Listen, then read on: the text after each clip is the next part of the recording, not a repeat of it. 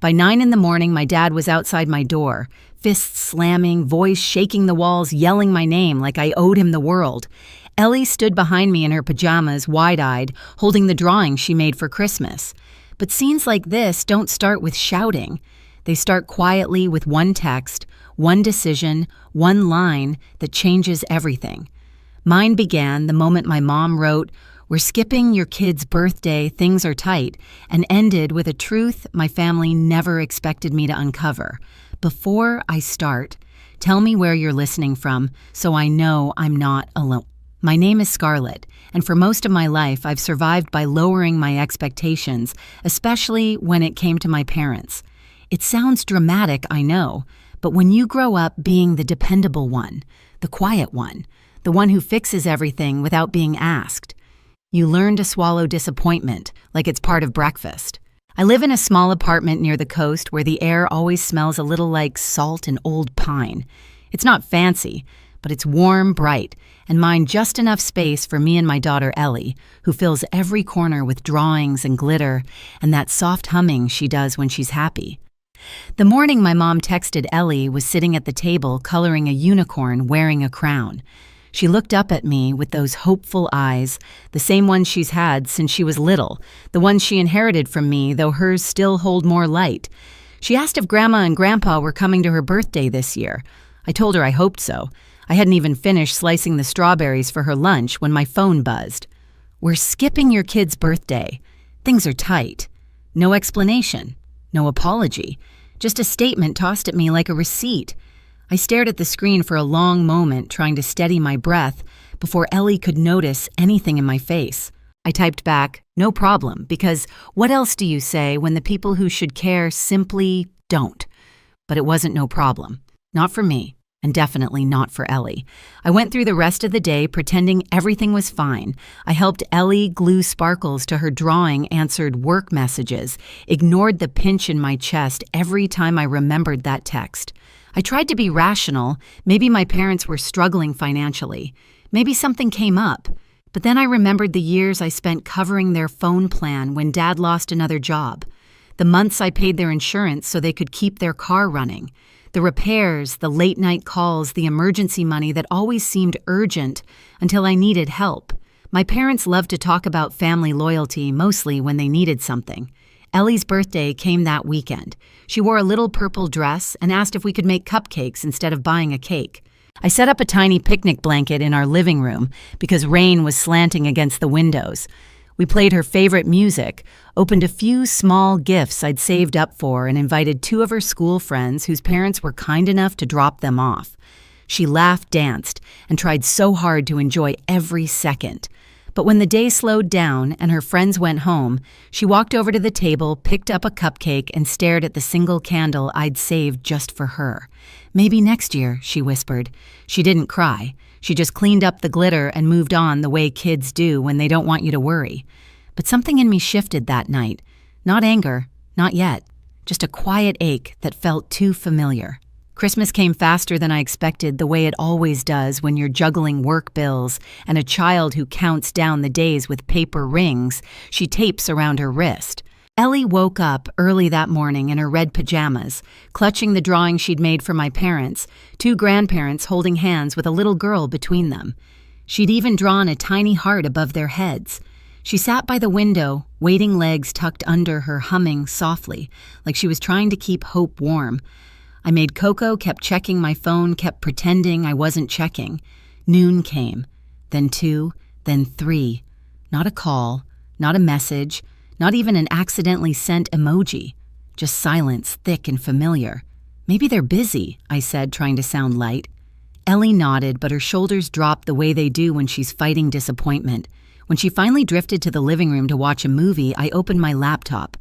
I shouldn't have. Some part of me knew better, but habit is stubborn, especially when you've spent years trying to convince yourself your family is better than they are.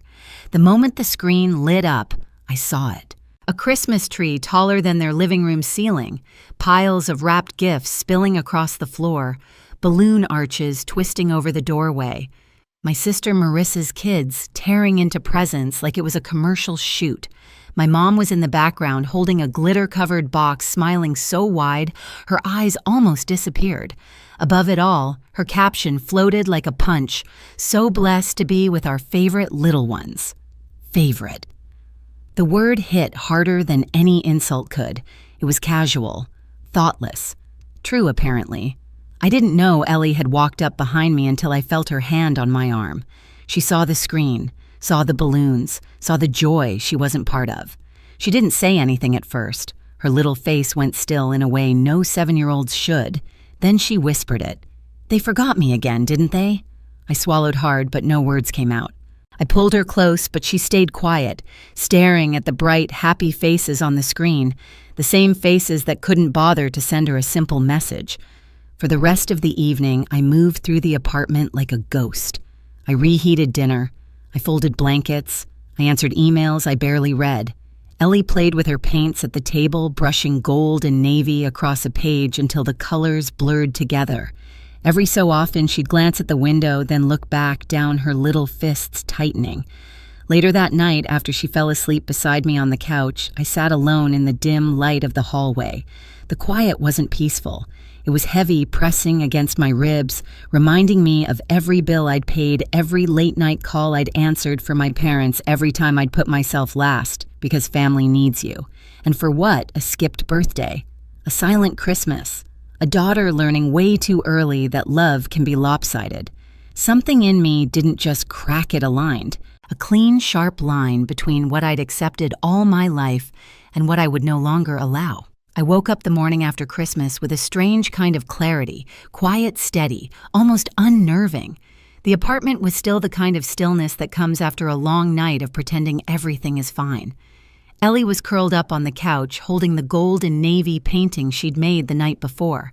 I tucked a blanket around her, brushed a strand of hair from her forehead, and just stood there for a moment, letting the weight of everything settle in my chest. Then I turned on my laptop. Not for work emails, not to scroll, not to make excuses for people who had stopped deserving them. I opened the Payments tab. Years of automatic transfers stared back at me. Phone plans, insurance, memberships, small emergency amounts that had turned into routines. It was a map of every time I'd tried to keep the peace, every time I'd believed helping them would mean they'd finally show up for us. My hand hovered for a second, not from fear, from realization. I just quietly did this. I clicked the first one cancel, then the next, and the next. A chain reaction of liberation. No dramatic music, no shaking hands, just a calm I hadn't felt in years. By the time the sun rose, everything they depended on me for was gone. Not out of revenge, out of necessity, out of protection for me and for Ellie. If they couldn't show up for a 7-year-old girl who loved them with her whole heart, they didn't get to live off mine. Around mid-morning, my phone buzzed. Not my parents, of course not. It was my sister Marissa. "Scarlett, Dad's losing it. Mom's crying. Everything got shut off. Did you do something?" Her voice wasn't accusatory. It was tired, familiar, a voice that knew exactly what our parents were capable of. "I'm just done," I said. "That's all." There was a long pause, then a soft, "good." The rest of the day passed in a strange, peaceful rhythm. I cleaned the kitchen, washed the paintbrushes Ellie had left in the cup, folded laundry. Ordinary things, but each one felt different, lighter, like I was finally living in a home where every corner belonged to us, not to obligations I never agreed to carry. That night, I helped Ellie put her new books on the shelf. She didn't mention my parents. She didn't ask why they never called. She just leaned against me and said, "I like when it's just us." And I realized something: this quiet life without chaos knocking at the door was what she deserved all along. I didn't know what would happen next. I didn't know how my dad would react when he figured out everything was gone. But I knew he would. People like him always do. And I also knew this: the calm before the storm is real. It's soft, deceptively gentle, and it gives you just enough time to breathe before everything erupts. The next morning, at exactly 9 o'clock, it did. At exactly 9 in the morning, the pounding began, sharp, furious rattling the frame of my front door like someone was trying to break it down. Ellie startled, nearly dropping the cereal bowl in her hands. I pulled her gently behind me, my heart steady but heavy. I knew who it was before he even yelled my name. "Scarlett, open this door." Now Howard's voice slammed through the hallway, loud enough that a neighbor cracked open their door, then quickly retreated. I took a slow breath and unlocked mine, but only opened it half an inch. His face filled the gap, red wild, the kind of fury that comes from losing control of something he thought he owned. "What did you do?" he spat. "The phone's dead, the insurance is gone, even the damn membership." "You think this is funny?" Behind him, Linda hovered with her purse clutched to her chest, eyes darting between us like she wanted to speak, but had forgotten how. And standing slightly off to the side were Valerie and Tessa, my aunt and cousin, arms crossed, ready to judge before hearing a single word. I didn't flinch. "Everything I paid for," I said softly, "I stopped paying for." Howard shoved the door wider with his palm. I blocked it with my foot so he couldn't enter. His eyes flicked past me toward Ellie, who was peeking from the hallway. "You're dragging her into this," he snapped. "You're poisoning her. You're trying to turn her against family." Family. The word almost made me laugh. "You mean I said the same family who skipped her birthday because things were tight, then posted a Christmas celebration with balloon arches and mountains of gifts for Marissa's kids?" Valerie huffed. "That's not the point. You're being dramatic." Tessa chimed in, arms folded. "Everyone's talking about how you're overreacting again. You always make things bigger than they are." Ellie stepped out from behind me, small but steady. "They forgot me," she said quietly. "They forgot me again." The hallway fell silent. Howard looked away first. Then he scoffed, shaking his head. "Kids don't understand these things. Adults have responsibilities. Bills. Priorities." "Exactly," I cut in. "And for years I covered yours." His face twisted. "What the hell are you talking about?"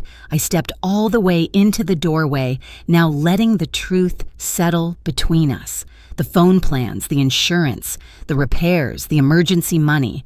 Every time you needed something, you called me, and I paid it, without question. Linda winced. Valerie frowned. Tessa murmured, "Everyone helps their parents." I held up a hand. "But when Ellie needed you, when she stood at the window on her 7th birthday waiting for you, when she made that drawing for Christmas and sat there in her pajamas holding on to hope you'd knock." My voice didn't rise. It didn't need to. "You gave her nothing. Not a call. Not a message. Nothing." Howard's jaw twitched. "We were busy." "Yes," I said. "Busy celebrating Marissa's kids. Busy posting about your favorite little ones. Busy making her feel invisible." Linda finally spoke, voice thin. "We didn't mean I didn't let her finish. You never mean it. But you do it anyway." Howard's anger flared again. "None of this explains why you shut off everything without warning." "Oh," I said, tilting my head. "That's not the real crisis, is it?" His eyes narrowed. "What are you implying?" I stepped back inside, grabbed the printed packet I'd left on the entry table, and returned to the door. I held it out to him. He didn't take it, but he read the top line. His face blanched. "It's a loan application I said in my name, using my identity, with your address, and your phone number." Linda gasped. Valerie's eyes widened. Tessa muttered, "Oh my God," Howard stammered. That was a misunderstanding, a simple, "You forged my signature," I said. "And you took nearly $8,000. His mouth opened, then closed. Wrists shaking, voice cracking. You didn't need it as much as we did." The hallway felt colder suddenly, as if those words drained the last warmth out of the air. Ellie stepped closer, pressing her shoulder into my leg. I rested my hand on her head. "You stole from your own daughter," I said quietly, "and you justified it because you thought I wouldn't fight back." Howard lunged forward like he wanted to grab the papers, but I pulled them away. He wasn't fast enough. He never had been, not when it came to responsibility, accountability, or basic decency. "You listen to me," he snarled. "If you file anything I already did," I said. Silence dropped heavy, absolute. "I filed a report yesterday morning. I attached the documents, the handwriting samples, the transfers, the whole thing. Whatever happens next isn't up to me." Linda covered her mouth. Valerie whispered something like a prayer. Tessa took a full step back. Howard looked stunned, not defeated, but shocked that the one person he counted on to stay quiet finally chose not to. "You wouldn't," he said, but it was a plea now, not a threat. I met his eyes, calm and leveled. "I would do anything to protect my daughter, even from you." There it was, the power shift. The moment he realized I wasn't his fixer anymore. I wasn't his safety net. I wasn't the girl who said no problem while bleeding internally. Ellie tugged my sleeve. "Mom," she whispered, "can we close the door?" "Yes, baby," I said. I held Howard's gaze for one last second, just long enough for the truth to land, and then I shut the door. This time he didn't try to stop it. He didn't have the right. The silence after the door clicked shut was almost unreal, thick, heavy, but clean in a way I hadn't felt in years. Ellie leaned into me, her little hand still wrapped around the hem of my sweater. I carried her back inside, locked the door, and for the first time in a long time I felt the lock click. For us not to keep someone out. Over the next few weeks, everything shifted. My parents didn't show up again, not with apologies, not with explanations, not with last-minute attempts to fix what couldn't be fixed. Instead, distant relatives sent passive-aggressive messages about family unity, then quieted when I didn't respond. Valerie posted vague quotes online about disrespectful daughters, and Tessa eventually deleted half her comments when people started asking questions she couldn't answer. Marissa was the only one who checked in genuinely. She dropped by with groceries one evening and admitted she hadn't been shocked about the loan. "Dad tried something similar with me a few years back," she said. I said, "No, you didn't get the chance." It wasn't comforting, but it was honest. Meanwhile, life inside our apartment softened. Ellie began painting again, big swirls of color, brighter than the ones she'd made in December. When her school announced the winter art show, one of her pieces was selected for the front display. She stood beside it with her hands clasped behind her back, smiling in that quiet, proud way she has. Her teacher said she had a gift. I believed her. I got a raise at work, too. New responsibilities, more stability, a future that didn't depend on bailing anyone else out. Our home felt different, lighter, warmer, free of obligations disguised as love. We weren't missing anything. We were finally whole. Winter came back around before I realized it. One evening, Ellie and I were decorating our small tree, the living room glowing with soft yellow light. She reached into the box and pulled out a new ornament, a tiny gold unicorn she'd saved her allowance to buy. She hung it carefully on a branch, stepped back and smiled like she'd placed a treasure in the world. "Do you like it, Mom?" "I love it," I told her, and I meant it. Because standing there watching her glow in the warmth of our home, I understood something clearly. Family isn't defined by who shares your blood. It's defined by who shows up, who protects, who loves without conditions or excuses. And sometimes the bravest thing you can do is walk away from the people who refuse to do any of that. We didn't lose anything when we cut ties. We gained peace. We gained freedom. We gained us. If you've ever had to set boundaries with your own family, if you've ever had to choose your peace over their chaos, tell me in the comments. I promise you're not alone. And if this story resonated with you, make sure to like, share, and subscribe so you don't miss what comes next.